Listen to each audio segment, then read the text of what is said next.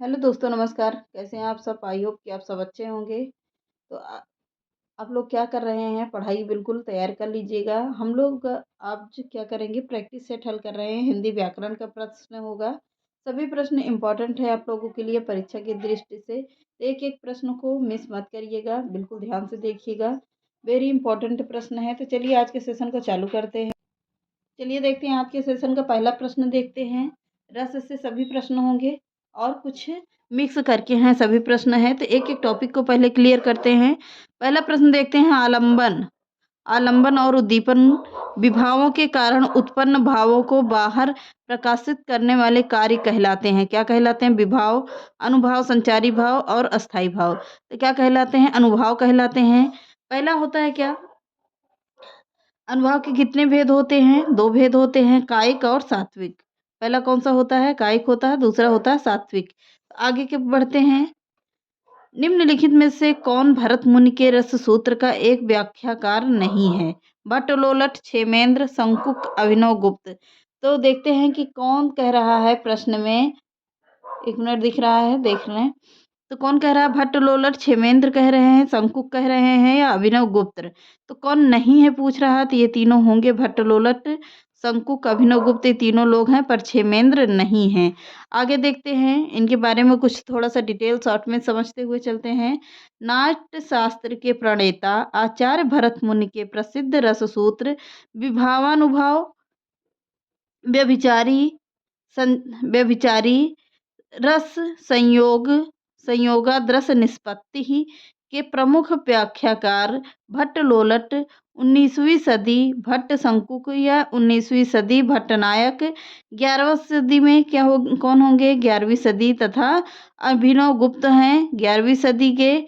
और भट्टलोलट के रस सिद्धांत का उत्पत्तिवाद या भट्ट शंकुक के रस का रस सिद्धांत का अनुमितिवाद, भट्ट नायक का रस सिद्धांत या मुक्त भुक्तिवाद। अब इतना इनका इम्पोर्टेंट हो गया है। कितना कौन किससे हैं, स्क्रीनशॉट भी लीजिएगा। बिल्कुल आप लोग इसको ध्यान से बाद में पढ़ भी लीजिएगा, क्योंकि थोड़ा बहुत हम शॉर्ट में समझाएंगे, ज़्यादा नहीं समझा पाएंगे। ज़्यादा समझाएंगे तो टाइम जाएगा और आप लोगों को प्रैक्टिस कम मिल पाएगी प्रश्न।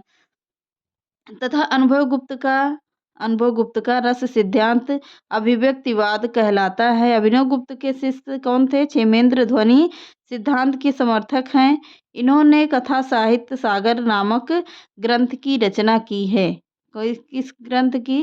कथा साहित्य सागर नामक ग्रंथ की रचना की है। अब इतना समझ में आ गया होगा। आगे बढ़ते हैं। भरत मुनि ने रस के कितने भेद माने हैं? तो भरत मुनि के रस के भेद 8 माने हैं।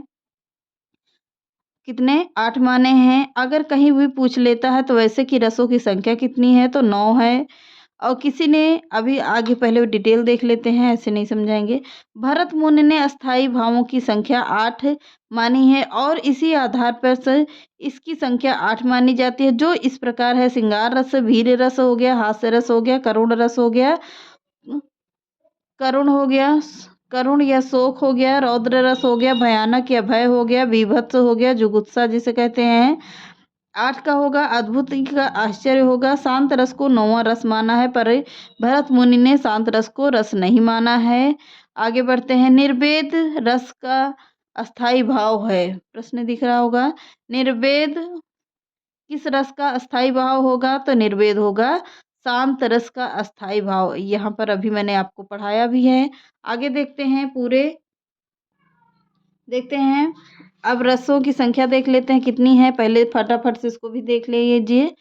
श्रृंगार रस का अस्थाई भाव क्या होगा? रति होगा, हास्य का हास होगा, वीर का उत्साह होगा, रौद्र का क्रोध होगा, अद्भुत का आश्चर्य होगा, बीभत्स का जुगुप्सा या घृणा होता है, करुण का शोक होता है, भयानक का भय होता है, शांत का वैराग्य सम निर्वेद होता है या वात्सल्य का होता है, वत्सलता होता है, भक्ति का जो वात्सल्य का मतलब होता है बच्चों के लिए होता है, भक्ति का होगा भागवत विषयक रति।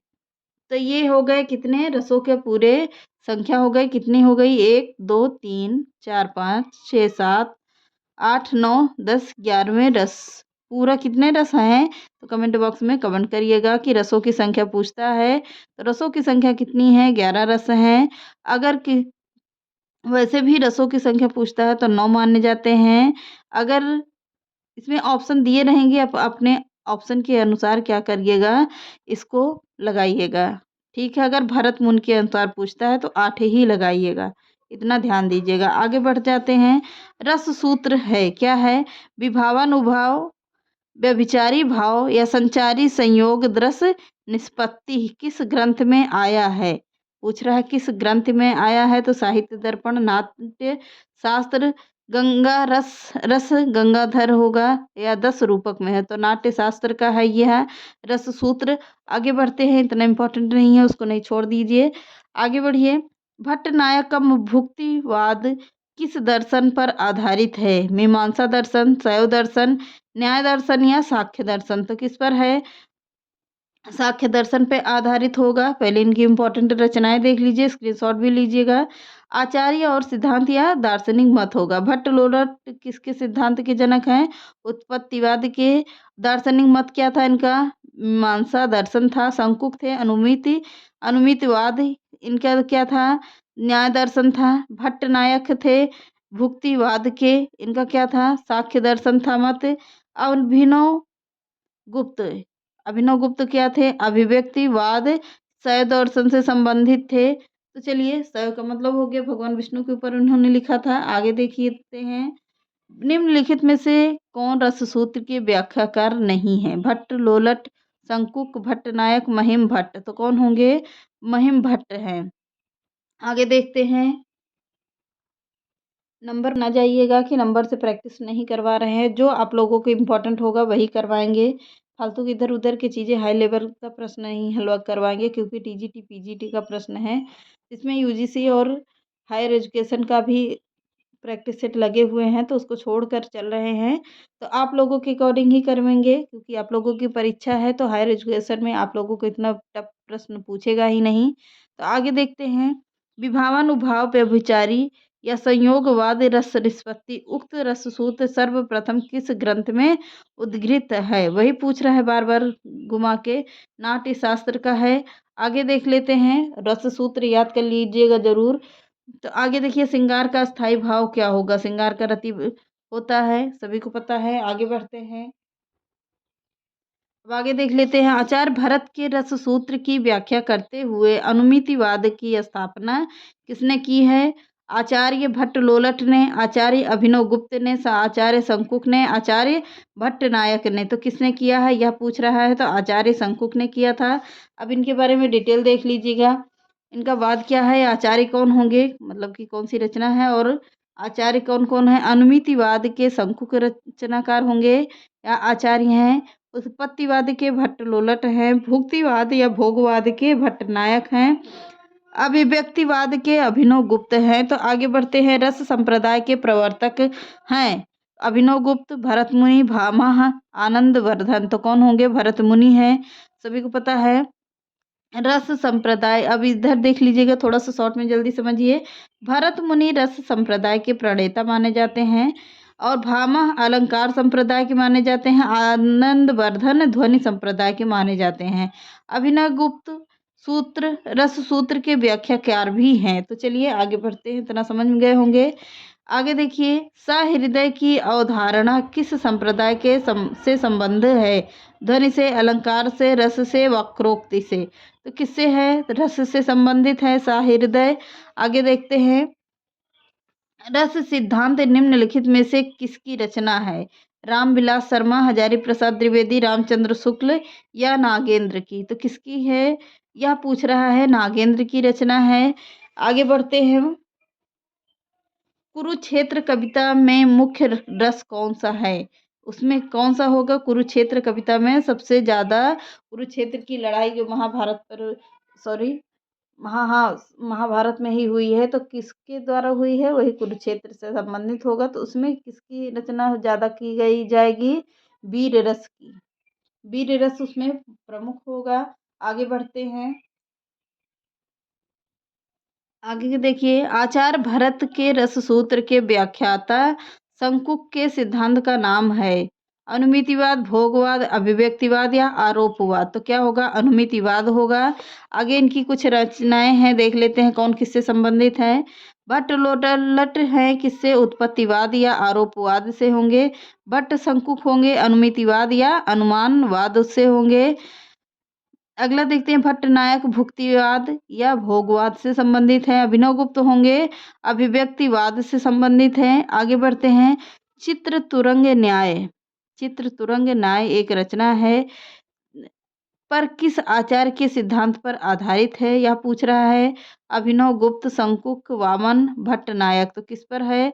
शंकुक के आधारित है। आगे बढ़ते हैं, अभि अनुभाव के कितने रूप माने गए हैं? कितने माने गए हैं? 4, 9, 3, 10, तो कितने माने गए हैं? 4 रूप माने गए हैं। आगे बढ़ते हैं, श्रृंगार रस का अस्थाई भाव रति है, सभी को पता है। आगे बढ़ लेते हैं फटाफट से, आचार्य शंकुक किस मत के प्रवर्तक माने जाते हैं? अभिव्यक्तिवाद, अनुमितिवाद, भुक्तिवाद या उत्पत्तिवाद, तो किससे हैं? अनुमितिवाद से हैं।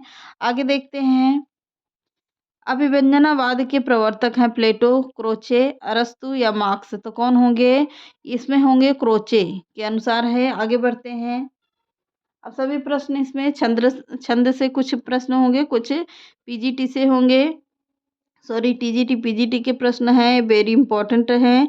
तो आगे बढ़ते हैं, छंद पर सबसे ज़्यादा प्रश्न हैं। छंद, अब देखिए, छंद शास्त्र के प्रणेता आचार्य माने जाते हैं पतंजलि, पिंगल, पाणिनि, मनु, तो कौन होंगे? पिंगल जी हैं। आगे देख लेते हैं, निम्न में से कौन सा वर्णिक छंद है? दोहा, चौपाई, सवैया, रोला, तो कौन होगा वर्णिक छंद में? सवैया होता है। आगे देख लेते हैं, अब स्क्रीनशॉट लीजिए, आगे बढ़ जाते हैं फटाफट से। तो आगे देखिएगा,